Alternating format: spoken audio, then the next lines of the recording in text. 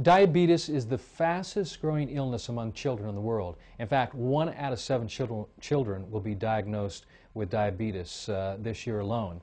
In the United States, there's over 23 million diabetics. That represents 8% of the population. This is truly an epidemic worldwide. It's an epidemic here in the United States. The question is why. I believe it has everything to do with what one is eating, with what one is drinking. Also, even the emotional states of folks can contribute to this one condition, which I believe is caused by an overacidification of the blood and tissues due to an inverted way of living, eating, and thinking. These two types of diabetes, type 1, which is insulin dependent, type 2, which is non-insulin dependent, that deal with the levels of blood sugar, whether they be high or whether they be low, is 100% reversible. I first met the Romans last year. Sally Roman, the mother of Gabriel Roman and also Nathan Roman, she called me and said that her son was in the honeymoon stages of diabetes, that he was type 1 diabetic, and the prognosis from the doctor was not good. There was no way to beat type 1 diabetes. In fact, no one has ever beaten type 1. Once your pancreas is not functioning properly, it's not producing the amount of insulin necessary, that you'll eventually end up injecting insulin in order to maintain blood glucose, and that the reversal of type 1 diabetes just has never happened. Well, she ended up calling me, and when she called me, I told her, well, that just isn't the case. Type 1 diabetes is reversible, and being probably one of the only doctors in the world that has had success with type 1 diabetes, our success rate has been incredible. In fact, those who actually followed my instructions, my lifestyle and eating plan and nutritional program would not only reverse type 1 diabetes, but their energies and all would improve all the symptoms associated with those initial stages of type 1 diabetes, which is fatigue and tiredness and lightheadedness and dizziness, were all associated with symptoms of congestion of the root system or the small bowel of the body. And as I told Sally, I said, Sally, you know, most doctors perceive that type 1 diabetes focal point is with the pancreas and with the high glucose or the high blood sugars or low blood sugars. And I said, this is just not the case, that the diabetes was actually a reflection of the health of the small bowel, and that if we could clear the bowel and bring health to that part of the body, that would bring stress off the pancreas. Most folks don't realize that the pancreas, one of its main purposes is not just to provide insulin, but also to provide sodium bicarbonate to help alkalize the food as it comes out of the stomach.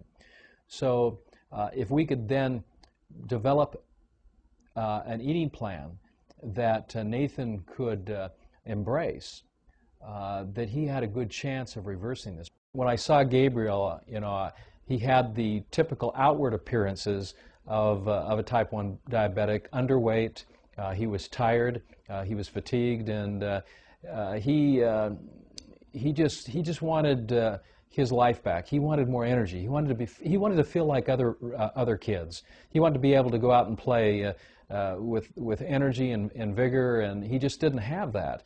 And he wanted to do whatever it took to reverse this condition. And I saw that not only in his eyes, but I also felt it in the words that he spoke to as well. And so I knew that he was going to be a great candidate. If anyone was going to beat this, Gabriel was going to beat it. And so we sat down and we talked about his condition. And one of the things I like to ask anyone, and particularly children, what do you eat? And particularly, what did you eat for breakfast? And he started telling me all the acidic foods that he enjoyed, you know, from cereals to dairy products and onward. We talked about this, and I said to him, Gabriel, one of the things that's going to be the most challenging for you to help beat this condition of what I believed was overacidity.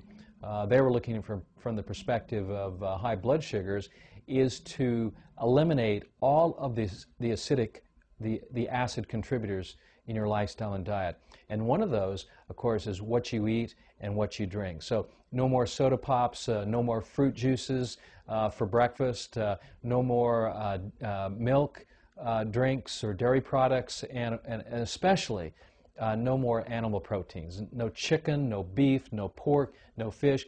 This diet, this eating plan focuses on building the blood, so everything has to move back to green foods and green drinks.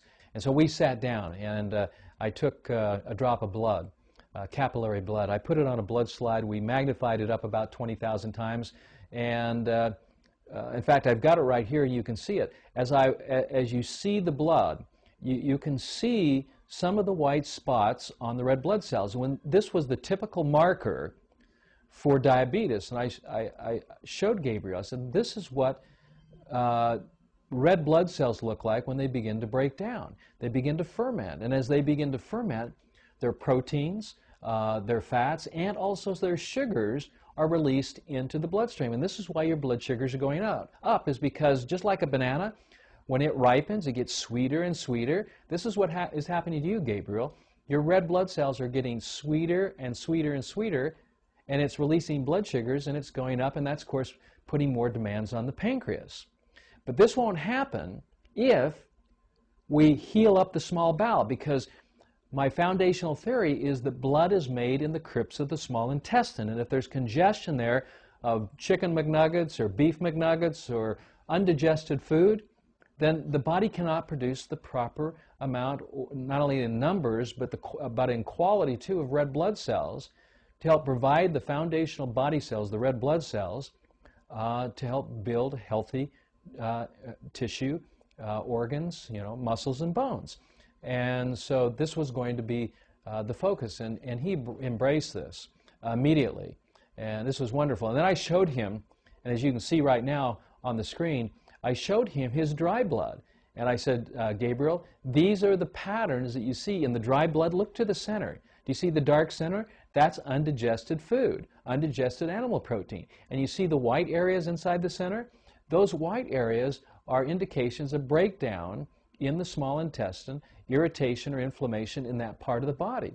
And I said, as that heals, then what will happen is this process of body cells and blood cells breaking down, raising the blood sugar levels, will actually stop, and we'll be able to normalize your blood sugars, and you won't have to be diabetic anymore. And he thought that was just a wonderful thing. And he was so excited that he actually had the hope that all this was actually possible. So he actually took what I shared with him, and of course, with the support of his mother and his other family members, they began to start eating like this. And it was amazing what happened. It was immediate.